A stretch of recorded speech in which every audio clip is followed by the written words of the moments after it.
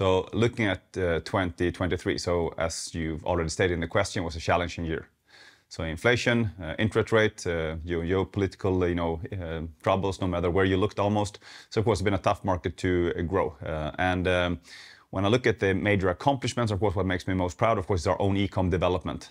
So we, of course, presented our Q4 results. So then e-com is up 46%, looking at the full year plus 36%.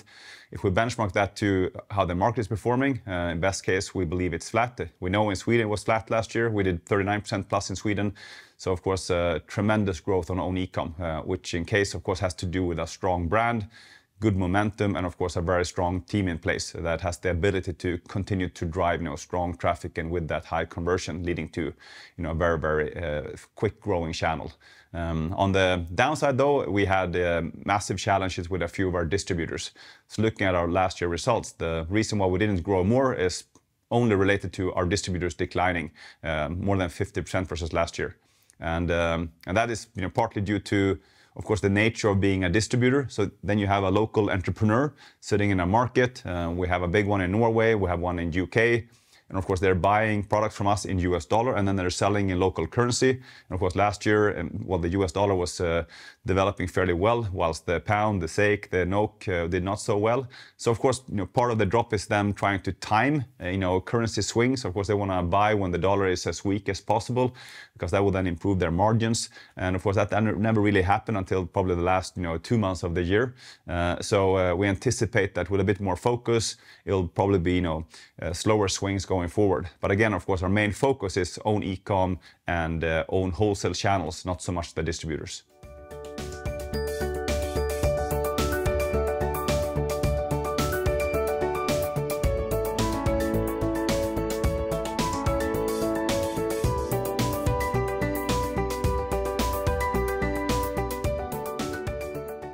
Clearly, of course, the strength in our e-com comes down to 3 things. So, of course, one, we have a very strong team in place, meaning, of course, they have the ability to optimize the site currently. So we see that all of our KPIs are going in the right direction. So whether it's conversion, organic traffic, paid traffic, average basket size, everything is simply going up. And of course, that's due to a very, very strong team in place. Secondly, of course, it's all about products. You need to have great products that people want to buy.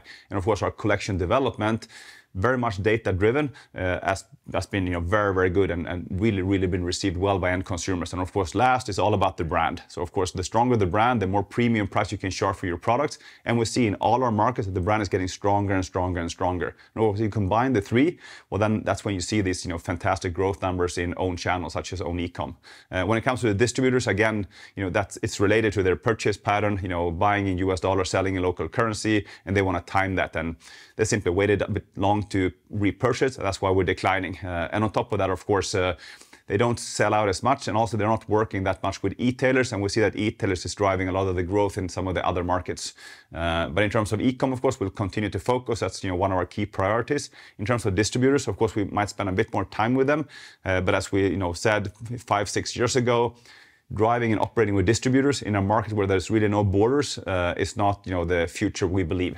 So we focus much more on integration and of course driving our markets ourselves.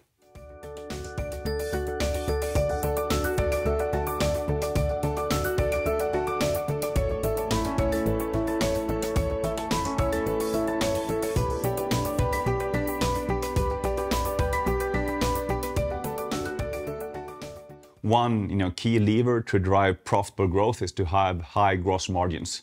And of course, high gross margins you get by, on one hand, of course, working with price increases. On the other hand, you work with reducing discounts. And on the third one, of course, depending on which channel you're selling your products in. So, of course, we know that own e-com has a much higher gross margin than some of the other channels. And of course, the big share of own e-com in the quarter is lifting and elevating the gross margins.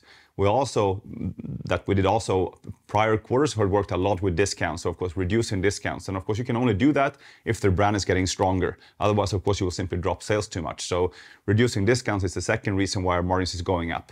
And then of course, lastly, for the first quarter, and I'm not sure how long time, we actually had a bit of an upside on the currency. Usually that's actually been working against us, but in this quarter, it's actually helped us a bit.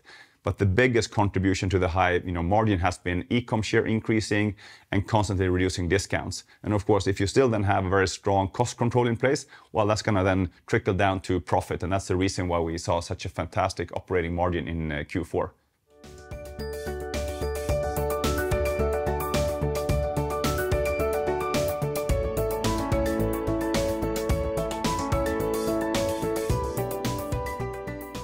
Well, I think it's clear that some companies, they pick between either we're growing or we're making money, and for us and for myself, I think the optimal combination, of course, is to do both, which of course means that they need to coexist. So our ambition in the past has been profitable growth, and with that we meant that we want to grow profit quicker than we want to grow top line. And we've been doing that since 2019. Now, when I look ahead, I believe that we will increase our focus on growth. And the reason being that I think we now have a very strong foundation in place. We have a strong team in place. We see all of our KPIs track in the right direction. We have a massive momentum in own e-com. And also, of course, we've invested into ERP systems, in one e-com platform. So I think the base is here, which means that I believe that we can drive growth at a higher pace than in the past without sacrificing, the profit development. So still focus on both growth and, of course, top line, but simply I think the message that we want to speed up our growth. We want to take even more market shares than what we've done in the past.